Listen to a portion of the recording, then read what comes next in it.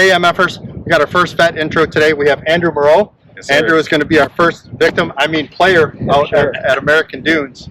So, Andrew, what branch of the military were you in? I was in the Marine Corps, yes. 2001, 2005. Awesome. Thank you for your service. Yeah, Appreciate that. thank you very much for your So service. is there anything impactful that you did to lead you into the military? Was it military family or anything else like that? I did have an uncle that was in the Marines. I really had a scholarship for football and ended up getting a really bad injury to my shoulder. Didn't let me play football, so I didn't know what I was going to do after that. It was sports my whole life, so I just decided to join the military. And ended up being one of the best things that could ever happen to me. Kind of crazy how it happened, just going in and getting out of boot camp, and September 11th happened. So obviously went overseas to Kuwait and Iraq. So, but came back in one piece, and Awesome. still here to play golf. Man. Exactly. Well, that leads us to the next question. Yeah. First, we're really glad about your service. We do Yeah. appreciate that. But what got you into the game of golf?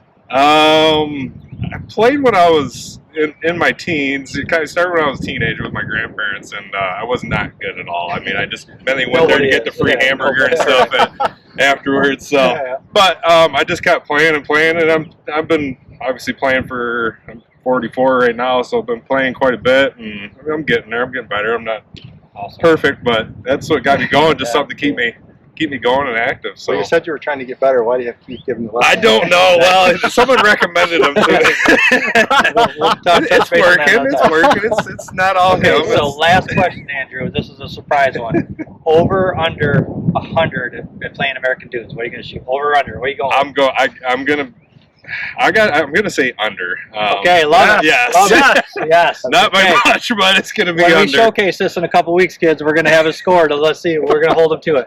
But hey, Andrew, thanks for your service. Yes, sir. Appreciate it. Appreciate it. Welcome. Yeah, thank you We'll for see you having guys me. soon. All right, MFers. Hey, another one of the vets that's going to be going on a trip with us over to American Dunes. Today we have Jason Putt. So Jason, why don't you tell us a little bit about your time in the service? What branch did you serve with? I served the U.S. Army. Nice. Awesome. What years were you there? 99 to 2005. Awesome. Thank you for service. Yes, So thank you so much for your What service. actually got you into the game of golf after service, or did you play before the service? I, as a kid, my dad bought a couple wiffle balls and some garage sale golf clubs. I just started hitting around the yard, and with the last name Putt, I thought I should start actually keep golfing, and kind of got into it with once I started growing up, my friends were starting to get into it. You know, in high school, I think we'd go out to Spring Valley, and it was the cheapest place to golf, and we'd golf there. And then I was in the service. I had a couple buddies, and my first duty station was Alaska. And in the summer, when it's light like this at 1 o'clock in the morning, you might as well get drunk and hit some golf balls. So you're with the last name Putt. Are you a pretty good putter? We're going to find out, right? We're going to find out. Okay, Yeah, okay, we'll all right. find A little secret there. So any interesting stories from the service or your time you spent? Well, when I signed up, they said, "Hey, do you want to join the airborne? Jump out of airplanes. You can quit whenever you want." And I was like, "Oh, that sounds great." They're like, "It's $150 a month." I was like, "That sounds cool." At 18 years old, that sounds like a cool thing. I realized I don't like heights. So while I was there, I realized after one jump, I actually had my eyes open. Every jump I had was a night jump because I closed my eyes. So I realized a long time ago, that is probably the worst thing that I should do, but I just never want to be called, I don't know if I could say it, a wuss. I'll say down as a wuss. So I just kept doing it, and every time we had a jump, I acted like I was a badass. Every time they scratched one, I was like, thank God. So. Awesome. Well, we have a very important question. Couple weekends, American Dunes, over, under 100. What do you think you're going to shoot?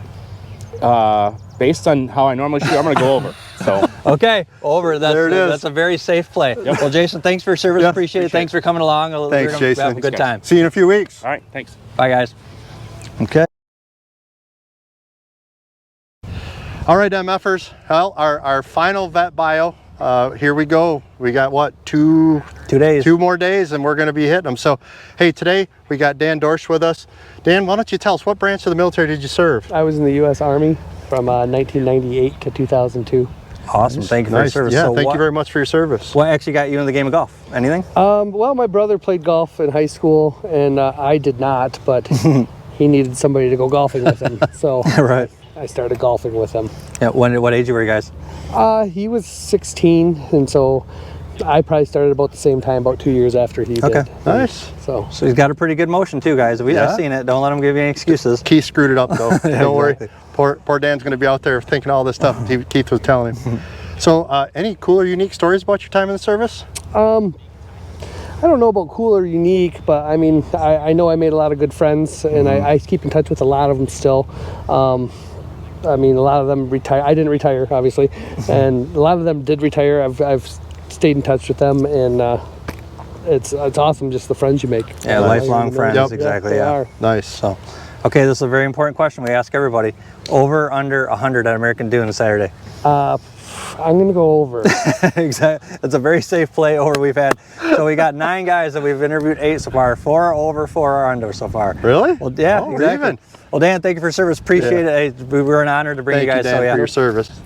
All right, MFers. See you guys soon. Bye. Later, MFers. See you on Saturday. All right, MFers. Another bio for one of the great vets that's taking a little trip with us over to American Dunes in about just over a week now. Yep. So today we got Brad Blanchard with us here. So Brad, why don't you talk to us a little bit about yourself and tell us, hey, what branch did you serve with? I was in the Navy. Navy. a We got all Navy. 4 now. Yes, we got them all all branches 4. now. I love it. I feel a competition coming on when And we get over everybody, there. do not adjust your settings. He is 9 foot tall. I am not 3'8". So let's get that out of the way. He is a very tall guy. He's a big guy. So when were you in the Navy? 84 through 93. Okay, that's cool. So what got you into the game of golf? Did you play before or after? I did not play before. Before I got out, I had some coworkers that were big into golf. Got my interest peaked when I moved back to Michigan. Started taking it up when I lived over in Harbor Beach. Moved over here, got more involved in it. Finally broke down, bought a set of clubs, and been doing it ever since. That's Hooked. awesome. Totally hooked. Hooked, Yep. So any unique or funny stories from time that you served? Probably not ones I can say here. Oh, no. I remember one. So you were talking about the one earlier about the goat. When we were in the Middle East, we had a standing order that anything that came within 1,000 yards we could engage. And we're out to sea one day, and we had 50 cal machine guns up on the front of the boat, and we had our sound-powered headphones on, and all I heard was mine, mine, mine, because back then there was a lot of issues with mines sinking the tanker. So all I heard was mine, mine, mine, and if you ever heard a 50 cal being charged, you know exactly what that sounds like. And then the radio cut off. I took off running towards the front, put my binoculars up, and I see the guy up in the front, and he's just peppering out in about 800 yards out. Binoculars up, I'm looking, I see this big black ball floating up there. Holy shit, he found a mine. He's hitting it dead center, but it didn't blow up. So, expenses 100 rounds, the ship's come to a stop.